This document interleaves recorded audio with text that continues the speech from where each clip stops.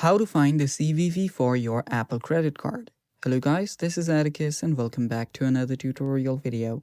In today's video, I'll teach you guys how you can find the CVV for your Apple credit card. Now before we begin, if you're new to our channel, head down below and hit the subscribe button so you don't miss out on our future videos. Also, press the bell icon so you get notified when we release our new videos. Now let's begin.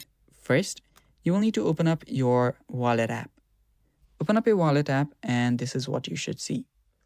After you're here, tap on the three dots on the top right. After you tap on that, you can simply head over to your card information.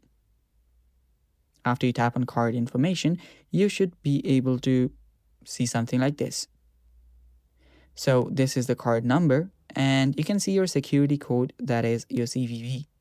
So you can check that out there.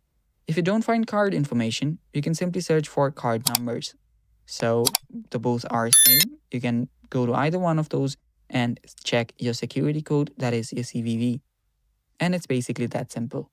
And that's how you find your CVV for your Apple credit card. And that's all for today's video. Thanks for watching. Stay tuned for more upcoming videos.